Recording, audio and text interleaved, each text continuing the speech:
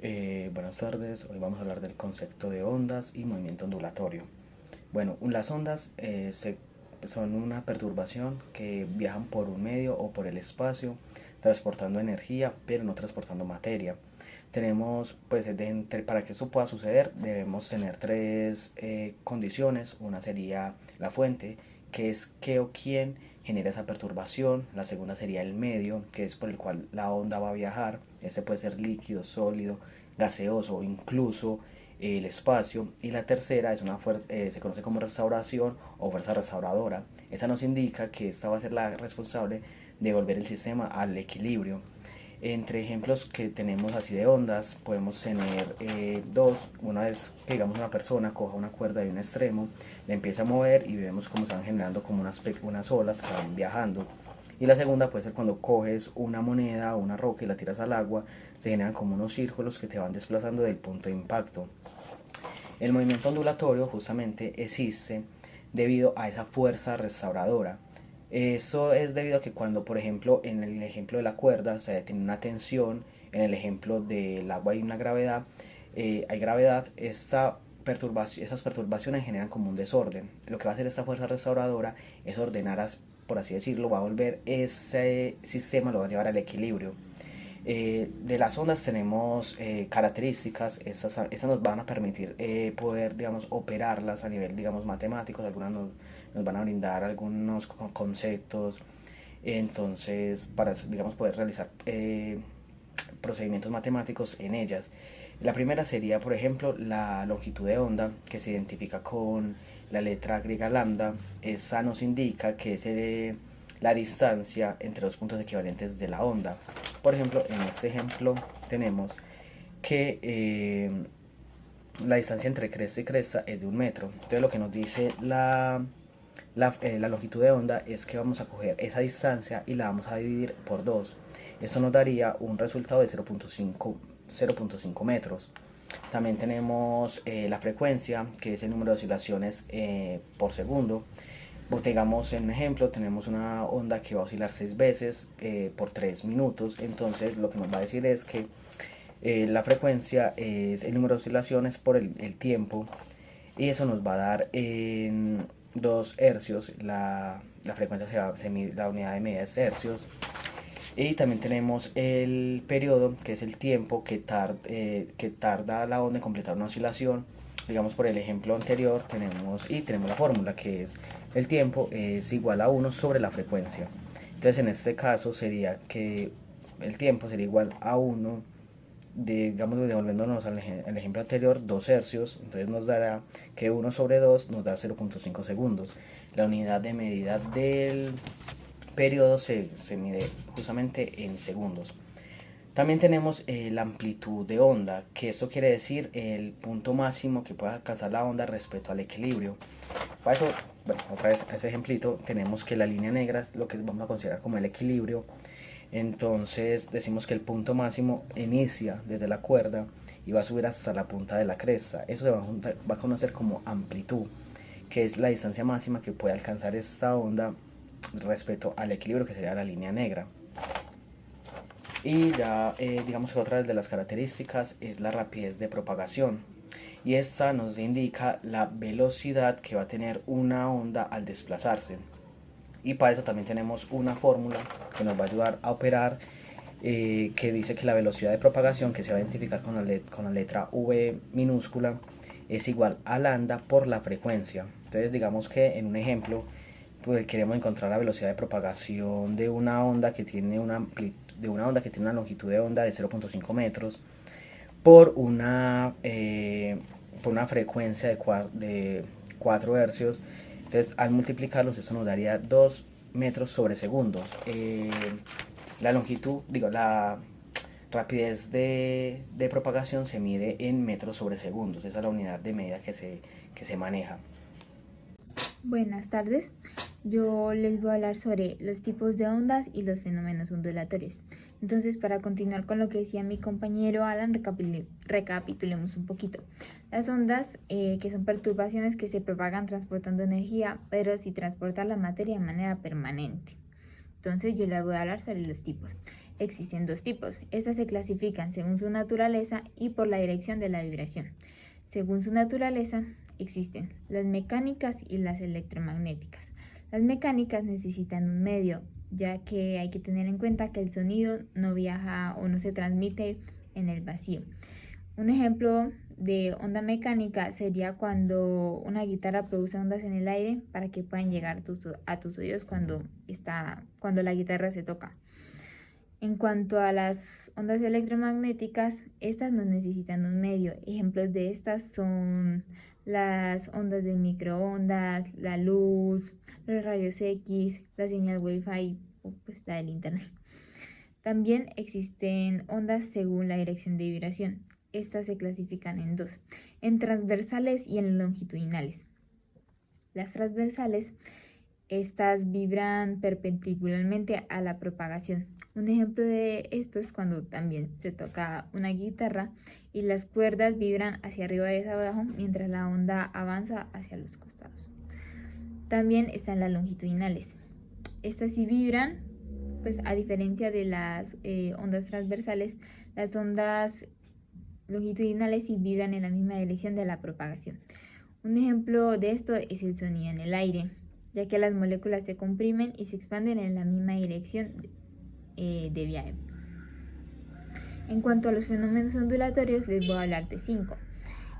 Sobre la interferencia, la reflexión, refracción, dispersión y difracción. En cuanto a la interferencia, este se refiere a la superposición de ondas. Estas se dividen en constructiva y en destructiva. La constructiva es donde las crestas coinciden. La onda resultante, la más alta, por ejemplo, es cuando dos personas mueven una cuerda a la misma vez, entonces puede generar olas más grandes. También está la inferencia destructiva, cuando una cresta coincide con un valle y se cancelan parcial o totalmente. Ejemplos de estos es cuando uno utiliza audífonos con cancelación de ruido que generan una onda igual pero contraria a lo que hace que uno no perciba el sonido exterior. O también hay otros como lugares con zonas silenciosas en auditorios que pueden generar cancelación también en las ondas. Otro fenómeno es la reflexión. Este se refiere a que la onda rebota al chocar con una superficie que no puede atravesar. Ejemplos de esto sería el eco cuando en las montañas que el sonido puede rebotar, las olas golpeando una pared que regresan hacia el mar, también cuando la luz se refleja en el espejo. También otro fenómeno es la reflexión, donde la onda cambia de dirección y velocidad al pasar de un medio a otro con diferente densidad. Ejemplos de estos es cuando uno mete un lápiz en agua y este lápiz se puede llegar a ver quebrado, pero esto es porque la luz cambia de velocidad. En las piscinas, cuando uno la ve y percibe que el fondo está como más cerca, pero en realidad está mucho más hondo de lo que uno puede llegar a percibir a simple vista. También en sonido, donde en las mañanas frías el sonido viaja más lejos porque se curva hacia el suelo. Eso es un dato muy interesante. Y también están los fenómenos de dispersión. Esto ocurre cuando las distintas frecuencias de onda viajan a diferente velocidad dentro de un medio. Ejemplos de estos están como los arcoíris o los prismas. Los arcoíris, que cada color de la luz blanca se desvía distinto en las gotas de agua. O por ejemplo en los prismas, que el violeta puede refractar un poquito más que el color rojo. Y por último, de los fenómenos está la difracción, donde la onda se curva o se abre al pasar por una rendija o rodea un obstáculo. Ejemplo de esto es, por ejemplo, escuchar una conversación detrás de una pared o que el sonido se puede propagar cuando la puerta está entreabierta.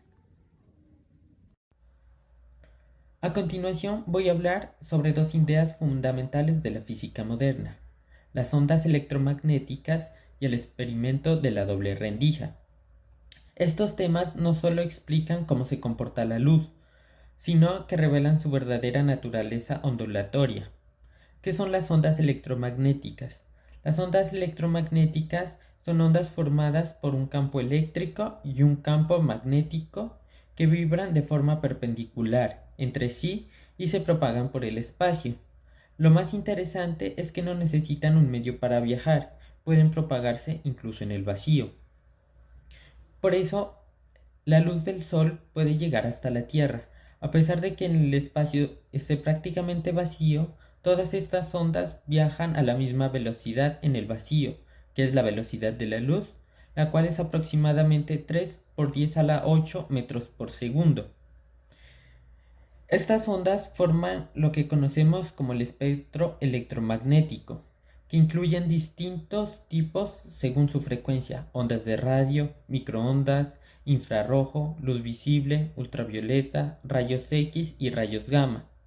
Por ejemplo, las ondas de radio permiten escuchar emisoras, los microondas calentar la comida, los rayos infrarrojos son los que están en los controles remotos, la luz visible es la que podemos captar con nuestros ojos y los rayos X son los que se usan en medicina. La relación entre velocidad y frecuencia y longitud de onda. Estas ondas electromagnéticas se cumple la ecuación fundamental, que es C igual a lambda por F, donde C es la velocidad de la luz, lambda es la longitud de onda y F es la frecuencia. Esto significa que si una onda tiene más frecuencia, su longitud de onda debe ser menor y viceversa. Por ejemplo, una luz azul con frecuencia de 6 por 10 a la 14 hercios tiene una longitud de onda cercana a 500 nanómetros, que cae dentro de la región visible. El experimento de la doble rendija de Young. Es uno de los experimentos más importantes de la física, la doble rendija.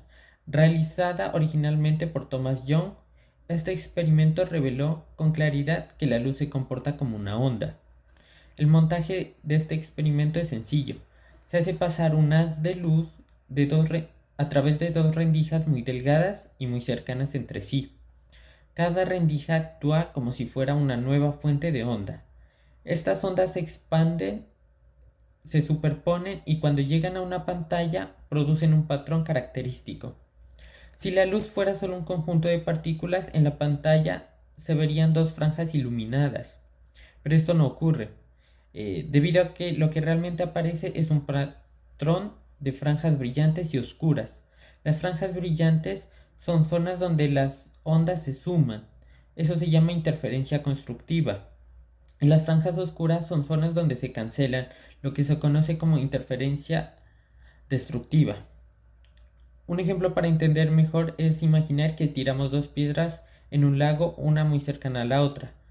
Las ondas circulares que se forman se cruzan, en algunos puntos se refuerzan y en otros se anulan. La luz hace exactamente lo mismo al pasar por dos rendijas. La importancia de este experimento. Este experimento es fundamental porque me demuestra dos cosas. Primero, que la luz se comporta como onda, y segundo, que fenómenos como la interferencia y la difracción son universales. El patrón de franjas solo aparece cuando la luz pasa por rendijas delgadas cuyo tamaño es comparable a su longitud de onda. En resumen, gracias a la doble rendija entendemos que la luz no solo ilumina, sino que también es una onda capaz de generar patrones complejos cuando interactúa consigo mismo. En conclusión, las ondas electromagnéticas son responsables de una enorme variedad de fenómenos cotidianos, desde escuchar la radio hasta ver la luz del sol. El experimento de la doble rendija demuestra que la luz tiene una naturaleza ondulatoria fundamental. Estos dos conceptos conectan la física clásica con la moderna y nos permite entender mejor cómo funciona el universo.